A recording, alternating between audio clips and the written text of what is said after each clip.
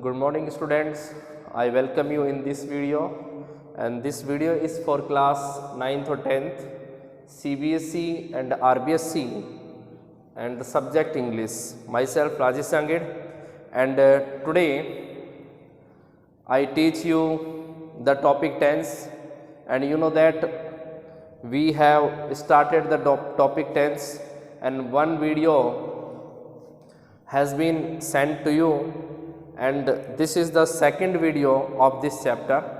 Okay तो अभी तक हमने रूल्स के बेस पे अपना जो टॉपिक है वो स्टार्ट कर दिया है, और साथ में ही इस टॉपिक में हमने एडवर्बियल्स के बारे में पढ़ा, एडवर्बियल्स के बारे में आपको बताया, and on the basis of the adverbials I have taught you about the questions. Okay, and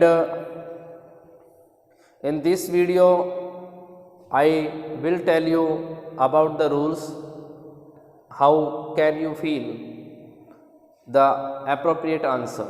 Okay, तो अब हम देख सकते हैं कि हमारा नेक्स्ट रूल क्या है. तो रूल जो भी है आपका नेक्स्ट वो देख लेना, ठीक है. तो अब हम कह सकते हैं, देखिए, scientific facts and mathematical facts.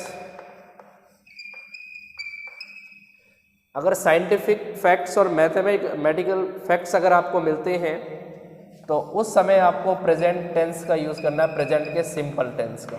इस टेंस का, प्रेजेंट सिंपल टेंस का आपको यूज़ करना है. स्टूडेंट्स इस बात को क्लियर रखिए, अगर आपको क्वेश्चन में ऐसा लगे कि ये कोई साइंटिफिक फैक्ट है या कोई मैथमेटिकल फैक्ट है तो उस कंडीशन में आपको क्या फिलअप करना है, प्रेजेंट का सिंपल टेंस आपको फिलअप करना है. For example, a magnet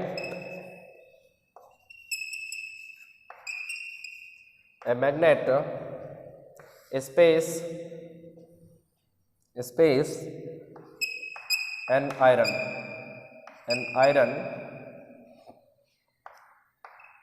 stick.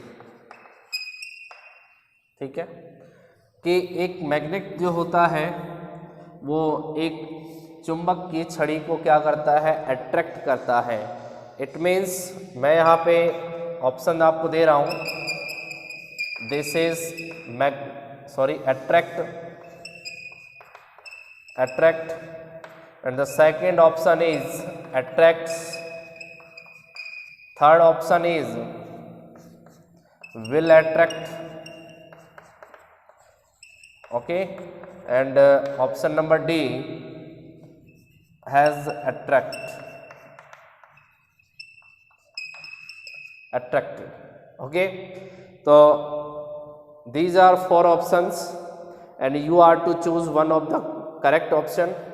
So you can see that this is an example of scientific facts और mathematical facts. आप देख सकते हो कि ये मैथमेटिक फैक्ट है या फिर साइंटिफिक फैक्ट है. तो हम कह सकते हैं कि भाई मैग्नेट की जो बात होती है वो किस में होती है, साइंस में. तो एक साइंटिफिक फैक्ट है. और हम देख सकते हैं कि साइंटिफिक फैक्ट आने पर हमें कौन सा टेंस फिलअप करना है, प्रेजेंट का सिंपल टेंस फिलअप करना है. So there will be answer in present simple, and you know that in the present simple tense we use first form. Okay, और फर्स्ट फॉर्म के साथ हम क्या यूज में लेते हैं, एस और E S. Okay, so there will be answer because you know that if the subject is singular then verb will be singular, and if a subject is plural then verb will be plural. okay, तो आपको पता है S या E S का use तभी करते हैं जब वर्ब को सिंगुलर बनाना होता है. तो वर्ब को सिंगुलर बनाने के लिए एस या ई एस को हमें ऐड करना पड़ता है. नेक्स्ट हम देख सकते हैं यहाँ पे मैग्नेट सिंगुलर है, हमें भी सिंगुलर चाहिए, एस या ई एस के साथ चाहिए. तो आपको पता है ये तो है ही नहीं, यहाँ पे फ्यूचर में कोई बात ही नहीं कर रहे और ना ही परफेक्ट में बात कर रहे हैं. आपको पता है सिंपल में बात हो रही है और वो भी सिंगुलर की बात हो रही है. ठीक है, तो यहाँ पर एप्रोप्रिएट आंसर क्या होगा, अट्रैक्ट्स होगा स्टूडेंट्स. ओके, द नेक्स्ट और कुछ एग्जाम्पल हम देख लेते हैं इसी रूल के कुछ एग्जाम्पल देख लेते हैं। Okay, water boil at 100 degree Celsius. Okay, ये बात ध्यान रखिए। जैसे मैंने एग्जाम्पल दिया, आपको पता है बॉयल बी ऑप्शन है, बॉयल्स सी ऑप्शन है, boiled and D option will boil. Okay, you know that this is an example of scientific fact, और scientific fact में present simple tense, present simple में you know that because you know that water is singular, all uncountable noun are considered as the singular. Okay, जितनी भी हमारे पास uncountable noun होती है हम उनको सिंगुलर सब्जेक्ट के रूप में एक्सेप्ट करते हैं, उसको सिंगुलर नाउन मानते हैं। तो यहाँ पे आपको पता है ऑप्शन हमारा क्या होगा, बॉयल्स होगा। Clear? Okay, 2 and 2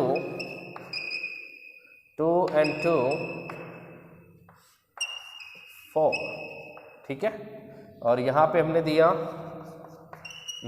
make B, makes C, made, और डी हम कहेंगे विल मेक। ठीक है, there will B 2 and 2।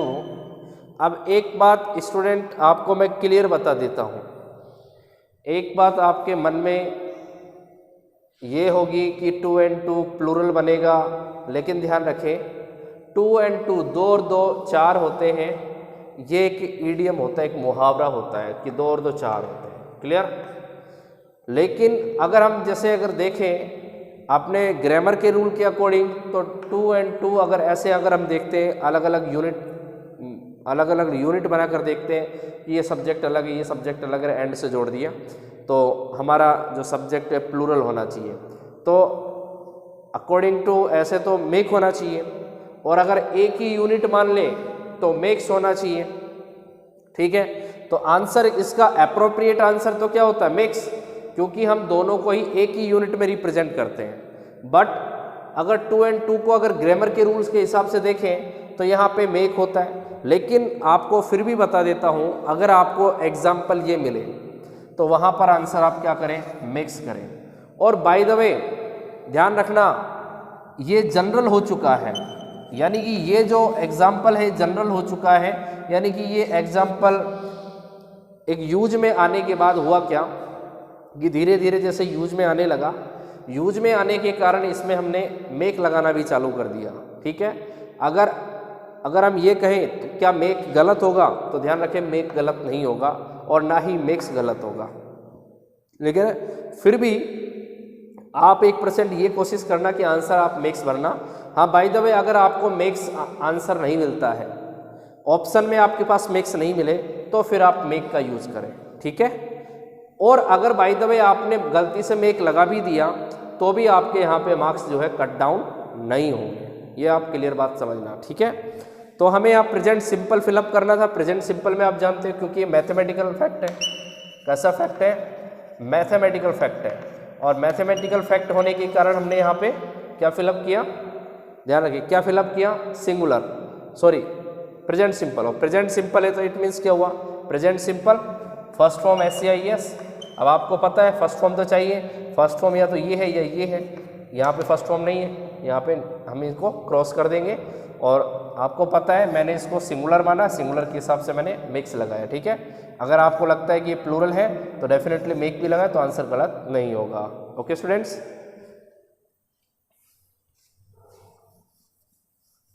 Next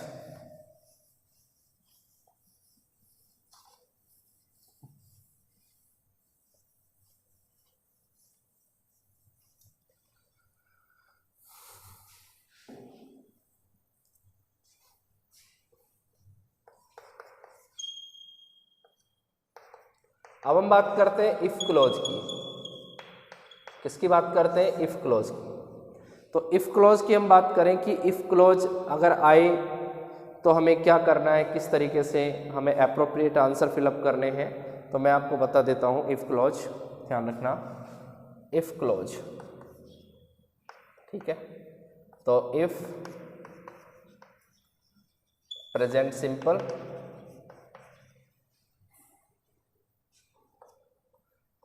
future simple, ठीक है, हमारे पास फ्यूचर सिंपल। तो हमारे पास दो क्लोज हैं, जो इफ़ क्लोज वाला सेक्शन होगा और एक, ध्यान रखना, हमारे पास दो सेक्शन होंगे, मैं बता देता हूँ आपको क्लियर, दो सेक्शन होंगे यानी कि दो क्लोज होंगे। जो इफ़ क्लोज होगा ये इफ़ क्लोज है और ये मेन क्लोज है, ठीक है। इफ़ क्लोज को हम सब क्लोज के नाम से भी जानेंगे, ये सब क्लोज हो गया, इसको हम इफ़ क्लोज भी कह सकते हैं, सब क्लोज भी कह सकते हैं। इफ़ क्लोज तो इसलिए कहेंगे because there is if, okay. और मेन क्लोज ये होगा, यानी कि इफ़ क्लोज के अलावा जो दूसरा क्लोज होगा वो मेन क्लोज होगा। क्लियर है? तो इफ़ क्लोज में ध्यान रखना, इफ़ में इफ़ के साथ प्रेजेंट सिंपल कब फिलअप करेंगे, जब हमें मेन क्लोज में क्या मिलेगा, फ्यूचर सिंपल मिलेगा। क्या मिलेगा? फ्यूचर सिंपल मिलेगा। इसको आप ऐसे भी लिख सकते हो, शैल, विल, ठीक है। कई बार इसमें ध्यान रखना मे का भी यूज हो जाता है, बाकी अभी फिलहाल के लिए आप शैल विल याद रखें, शैल will plus first form. Clear? एक तो है ये। अगर इफ़ क्लोज कैसा हुआ, ध्यान रखें, इफ़ क्लोज यहाँ पास्ट सिंपल, ठीक है, if clause is past simple, okay. और यहाँ पे ध्यान रखना, फिर आपको क्या फिलअप करना पड़ेगा, would, should plus first form, ठीक है। ये आपका क्या है, मेन क्लॉज है। थर्ड कंडीशन क्या हो सकती है, if past perfect, if plus past perfect, और यहाँ पे हम फिलअप कर सकते हैं would have, should have, would have, should have plus third form. Clear? ये बात आप ध्यान रखिए। हमारे पास तीन कंडीशंस हैं। जो पहली कंडीशन होती है, जो ये कंडीशन आपको दिखाई दे रही है, इसको हम बोलते हैं ओपन कंडीशन। कौन सी कंडीशन स्टूडेंट्स? Open condition. दूसरी जो कंडीशन आपको दिखाई दे रही, इफ़ के साथ पास्ट का सिंपल। पास्ट के सिंपल में ध्यान रखें, पास्ट के सिंपल में मैं सेकंड फॉर्म या फिर वर की बात कर रहा हूँ, ठीक है। सेकंड फॉर्म भी आ सकता है और वर भी आ सकता है, ठीक है। अगर वर आए या सेकंड फॉर्म आए तो आपको इसको पास्ट सिंपल ही मानना है। तो इफ़ पास्ट सिंपल और would, should plus first form है, तो ये हमारे लिए कौन सा क्लोज होगा, कौन सी कंडीशन होगी, ये हमारे लिए इमेजनरी कंडीशन और इम्प्रॉबेबल कंडीशन होगी। यानी कि इसको इम्प्रॉबेबल कंडीशन भी बोल सकते हैं और इमेजनरी कंडीशन भी बोल सकते हैं, ठीक है। फर्स्ट में क्या बताया, प्रोबेबल कंडीशन और ओपन कंडीशन, ये इम्प्रॉबेबल कंडीशन, इमेजनरी कंडीशन। और थर्ड, इफ अगर पास्ट का सिंपल और साथ में would have, should have, third form, इनमें से कोई भी मिले, तो ये वाली जो कंडीशन है वो कौन सी होगी, ये होगी अनफुलफिलमेंट कंडीशन। कौन सी? Unfulfilment condition. क्लियर है स्टूडेंट? ये ध्यान रखें। लेकिन क्वेश्चन पूछेगा कैसे? ऐसा हो सकता है सब क्लोज देकर मेन क्लोज पूछ सकता है और मेन क्लोज देकर सब क्लोज पूछ सकता है। अब मेन क्लोज को आइडेंटिफाई करना आसान है, क्योंकि पहले सब क्लोज पहचान लो। देखो इसमें सभी में इफ आ रहा है, इसका मतलब इफ क्लोज जो होगा वो कौन सा क्लोज होगा? सब क्लोज होगा। फ्यूचर सिंपल टेंस, शैल और विल, फर्स्ट फॉर्म, इनमें से कुछ भी मिले तो यहाँ पे क्या फिलअप कर दोगे? प्रेजेंट का सिंपल। यहाँ पे वुड, शुड अगर फर्स्ट फॉर्म मिले तो इफ क्लोज में क्या फिलअप कर दोगे? पास्ट का सिंपल। और अगर मेन क्लोज में आपको would have, should have plus first form, third form मिले तो यहाँ पे क्या फिलअप कर दोगे? पास्ट का परफेक्ट। बड़ा आसान है करना, कोई दिक्कत नहीं है। हम कुछ एग्जाम्पल के थ्रू इनको समझने की कोशिश करते हैं। We try to understand by the examples are given rules, okay.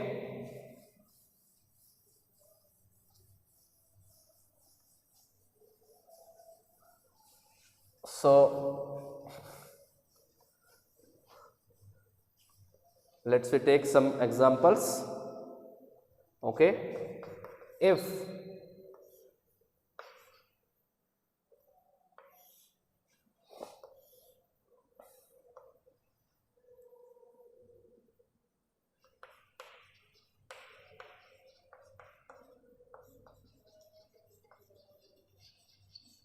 properly,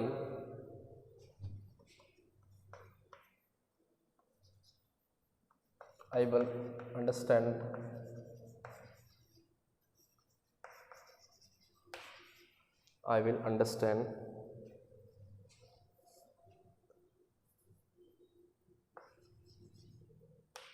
all the rules. Okay, if I space books properly, I will understand all the rules. Okay, अब फॉर एग्जाम्पल मैं यहाँ पे कुछ वहाँ पे ऑप्शन दे देता हूँ, ठीक है. Read, B option reads, C option मेरे पास will read. Okay, and third is have read. ठीक है, तो read, reads, will read, have read. The second is if I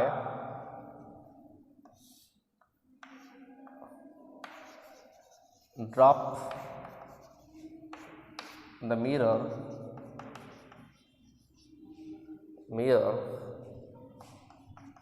it would break. Okay, and options are drop, drops, dropped, and will drop. Okay, if I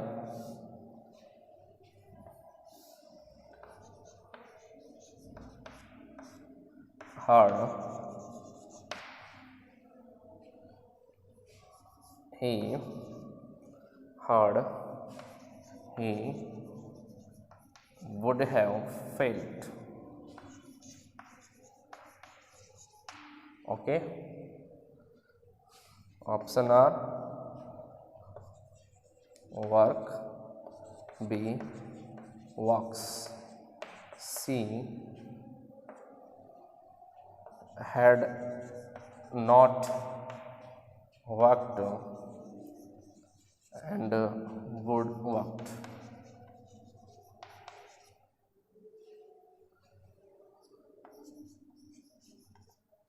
Okay, if I bird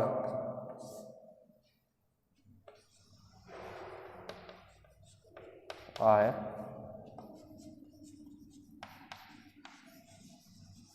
fly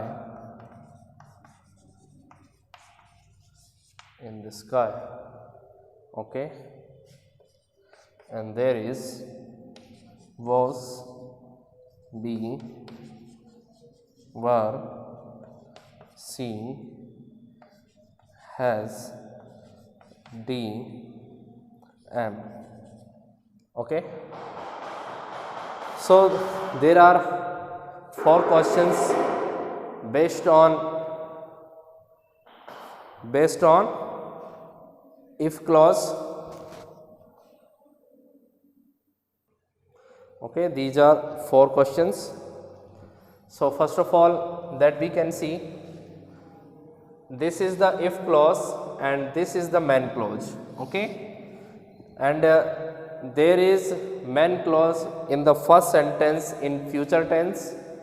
Okay, will understand in the future tense, future simple. तो आपको पता है कि ये future simple है. Then the if clause in the present simple. अब present simple की बात करते हैं तो हमें पता है फर्स्ट फॉर्म एस या ई एस का यूज़ करते हैं. तो देखते हैं, सबसे पहले ऑप्शन हमारे पास है. देखो फ्यूचर का तो कोई मतलब नहीं है क्योंकि प्रेजेंट में फिलअप होगा. तो so they will not be will read. Okay, आप क्रॉस कर सकते हो. और हमारे पास परफेक्ट भी नहीं है तो हम परफेक्ट भी क्रॉस कर देते हैं. हमारे पास सिंपल में रीड आ सकते हैं और रीड्स आ सकता है. अब बात करते हैं कि जैसे आई जो है, आई के साथ हम, आपको पता है कि प्लूरल का यूज़ करते हैं कि सिंगुलर का यूज़ करते हैं. तो ध्यान रखिए स्टूडेंट, प्रेजेंट के सिंपल टेंस में सब्जेक्ट आई के साथ हम प्लूरल वर्ब का यूज़ करते हैं. किसका? प्लूरल वर्ब का यूज़ करते हैं. यानी कि सब्जेक्ट अगर आई है तो हम वहाँ पे एस या ई एस का यूज नहीं करेंगे। So there will be answer read. Okay, तो फर्स्ट का हमारा जो आंसर होगा वो क्या होगा, ए। सेकंड देखिए, if I space drop the mirror it would break. Okay, तो यहाँ पे आपको मिला वुड और first form. Would plus first form आने पर आपको पता है कि इफ क्लोज में हम क्या फिलअप करेंगे, या तो वर फिलअप करेंगे या फिर हम सेकंड फॉर्म फिलअप करेंगे। ठीक है, तो हम देख सकते हैं कि फ्यूचर का कोई मतलब नहीं है और ड्रॉप्ड आ सकता है। अभी देख लेते हैं, ड्रॉप्स नहीं आएगा, प्रेजेंट में है, और ड्रॉप भी नहीं आएगा प्रेजेंट में, क्योंकि हमें पास्ट में आंसर चाहिए और पास्ट का मतलब ये है पास्ट का सिंपल ही चाहिए या वर चाहिए, तो हमें सेकंड फॉर्म मिली ड्रॉप्ड। क्लियर, कि यदि मैंने शीशा गिराया तो यह टूट जाएगा। क्लियर है, तो यहाँ निश्चित तौर से हमारा जो आंसर होगा, एग्जैक्टली जो आंसर होगा dropped.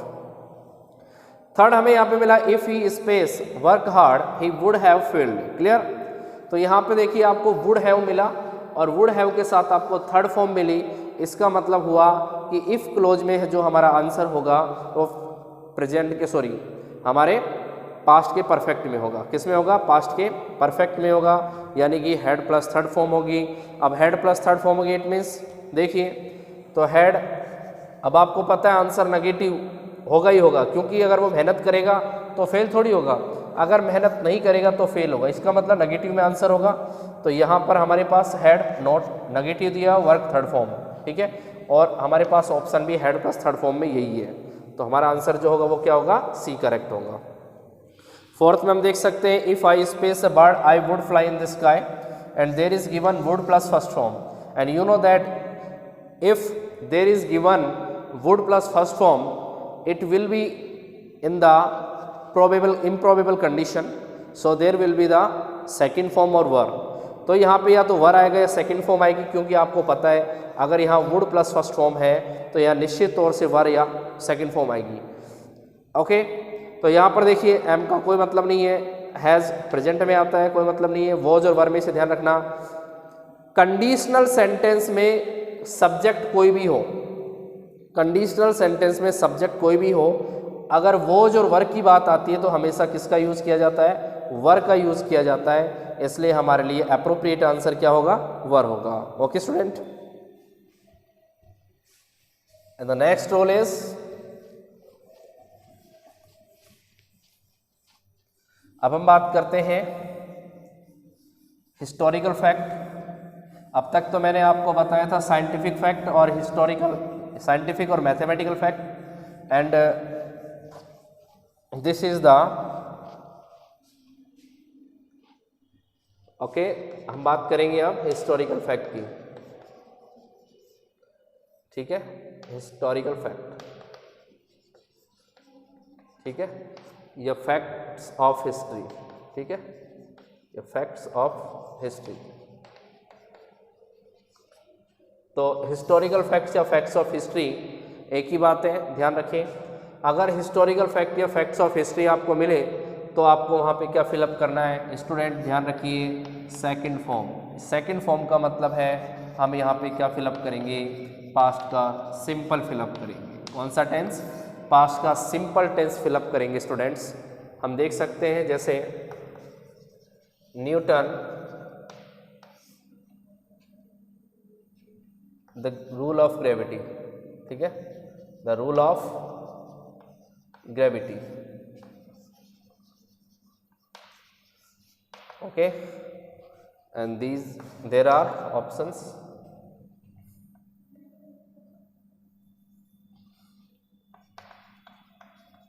Invent, okay, sorry, discover, discovered,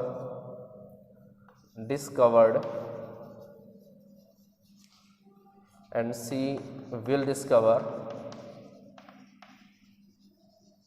and D option is discovers. Okay,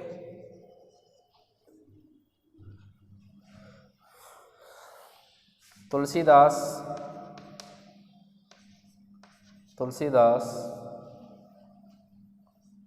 the Ramayana.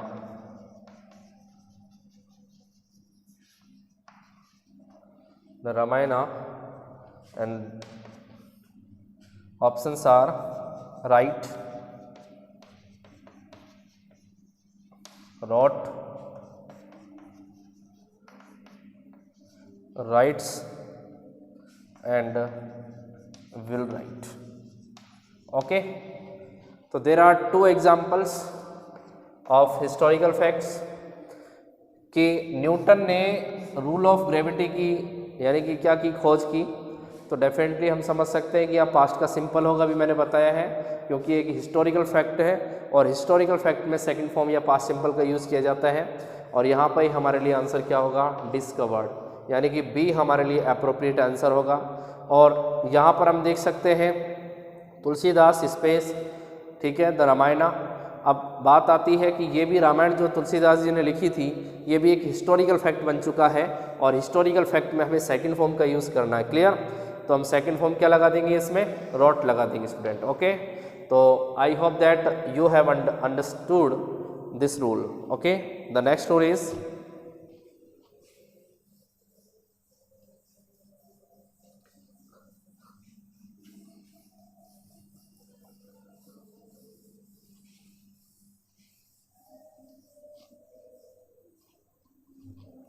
okay, it is time, next rule is it is time। Okay, और सब्जेक्ट लिखने के बाद ध्यान रखना जो वर्ब आएगी, ध्यान रखना वर्ब की सेकंड फॉर्म, ठीक है, वर्ब की सेकंड फॉर्म, ये बात आप ध्यान रखें कि इट इज़ टाइम अगर आपको मिलता है और उसके बाद सब्जेक्ट के बाद आपको क्या लगाना है, सेकंड फॉर्म का यूज़ करना है। For example, it is time we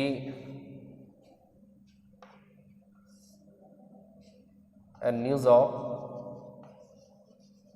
okay, and there are options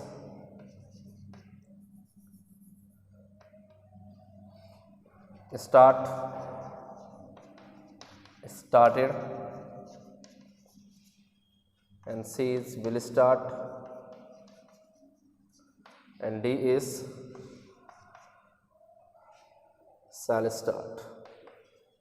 okay, so there will be answer if there is given it is time, subject, so there will be the verbs in the second form, so answer will be started, it will be second। okay students, मैं आशा करता हूँ कि आज के जो मैंने 4 rules आपको पढ़ाए हैं ये आपको बिल्कुल क्लियर समझ में आ गए होंगे, कोई प्रॉब्लम आपको नहीं आएगी। ठीक है, एग्जाम्पल्स के थ्रू आप अपने आप को जो है अपने आप की प्रैक्टिस कर सकते हैं। ठीक है, और बाकी के जो रूल हैं हम नेक्स्ट वीडियो में कंप्लीट कर देंगे, नेक्स्ट वीडियो में आपको कंप्लीट इस बारे में समझा देंगे। ओके, तब तक के लिए आप अपनी प्रैक्टिस कर लीजिए। थैंक्स।